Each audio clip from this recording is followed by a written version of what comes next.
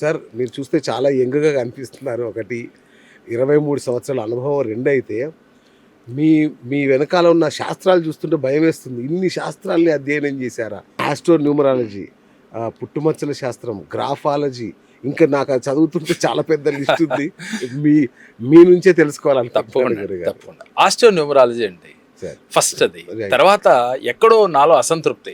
ఒక పర్సన్కి మనం పరిపూర్ణంగా జాతకాన్ని వివరించలేకపోతున్నాం, ఎక్కడో ఏదో ఇంకా నేర్చుకోవాలని నాలో కుతూహలం కలిగి తర్వాత పుట్టుమచ్చల శాస్త్రం కావచ్చు, సిగ్నేచరాలజీ కావచ్చు, నేమాలజీ కావచ్చు, తర్వాత ఏ రత్నం పెడితే లైఫ్కి టర్న్ అవుతుందని జయమాలజీ కావచ్చు. అంటే లైఫ్లో ఒక లగ్నానికో ఒక రత్నం, అంటే మనకు ఒక రాశికో ఒక రత్నం పెట్టడం కాదు, ఈ లైఫ్ అంతా కలిపి ఒకే లైఫ్ స్టోన్ అనేది ఉంటుంది అని చెప్పి జయమాలజిస్ట్గా ఆ రత్న రిపోర్ట్ శాస్త్రాన్ని నేర్చుకుని దాని మీద ప్రత్యేకించి ఒక కోర్స్ చేయడం జరిగింది.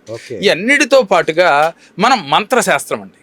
మంత్రం చదివితే ఒక పాజిటివ్ ఎనర్జీ, మంత్రాలకి చింతకాయలు రాలుతాయని చాలా మందిలో ఒక మాట ఉంది. నేను దానికి ఒప్పుకుంటాను. కానీ మనిషిలో ఒక పాజిటివ్ వైబ్స్ రావాలంటే ఈ మంత్రం వల్లే సాధ్యం. అది మంత్రశాస్త్రంలో ఉందండి. ఈ అన్నిటితో పాటుగా ప్రత్యేకించి లా ఆఫ్ అట్రాక్షన్, ఆకర్షణ సిద్ధాంతం, వీటితో పాటుగా మనీ మేనేజ్మెంట్, అలాగే టైం మేనేజ్మెంట్. ప్రతి మనిషి కూడా మనీ మేనేజ్మెంట్ ఉంటేనే జీవితంలో ఎదగలుగుతాడు. ఈ మనీ మేనేజ్మెంట్ నేర్చుకోవే ముందు మనకు కావాల్సింది ఏంటంటే టైం మేనేజ్మెంట్ అండి. ఒక్క నిమిషం వేస్ట్ చేస్తే మళ్ళీ తిరిగి రానిది అది. డబ్బులు పోయినా సంపాదించుకోవచ్చు, కానీ కాలాన్ని వృధా చేస్తే మనం తిరిగి పొందలేమనేది జగమెరిగిన సత్యం.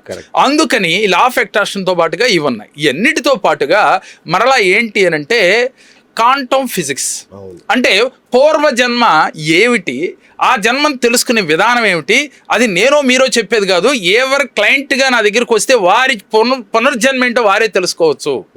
తెలుసుకుని దానికి పరిపూర్ణంగా రెమెడీ చేసుకునే విధానాన్ని క్వాంటమ్ ఫిజిక్స్ ద్వారా తెలియజేస్తున్నాం.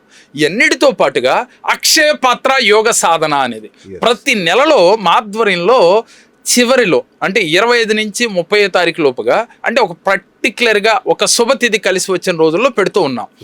ఇది చేయటం వల్ల అక్షయ పాత్ర పొందే భాగ్యం కలుగుతుందండి. ధర్మరాజు ధనాన్ని ఆకర్షించడం అండి.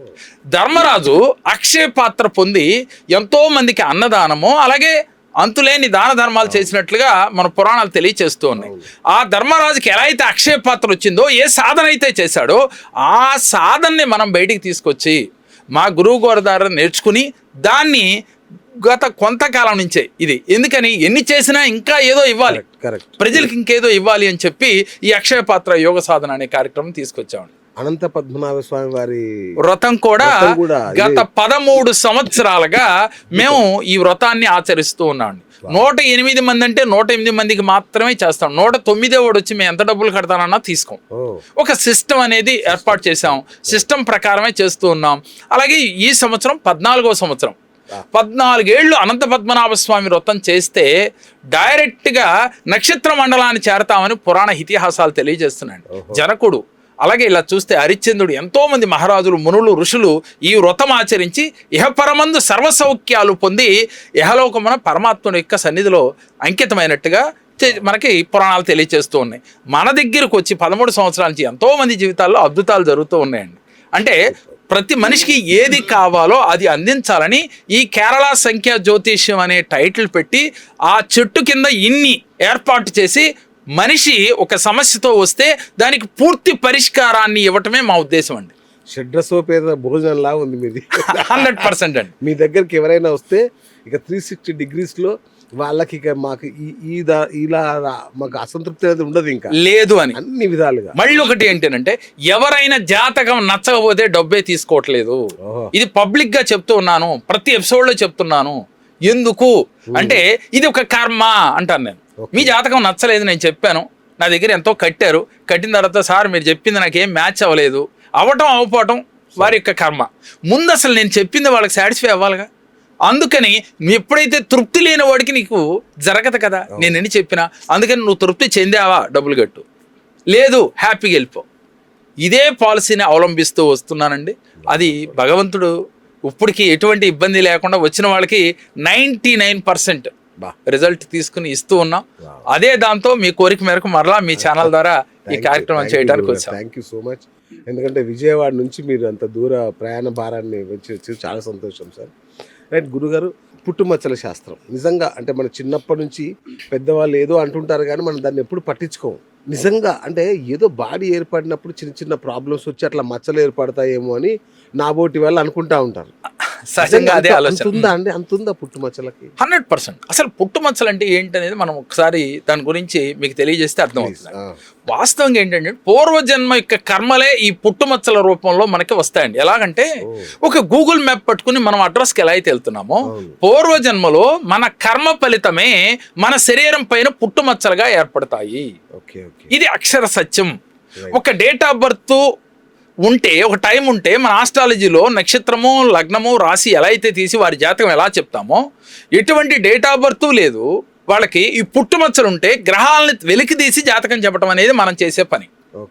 అందువల్ల పుట్టుమచ్చలు అనేది ఒక ఇండికేషన్ అండి. మంచి జరగబోయేదానికి, చెడు జరగబోయేదానికి ముందుగానే మనకి అవగాహన ఉంటుంది.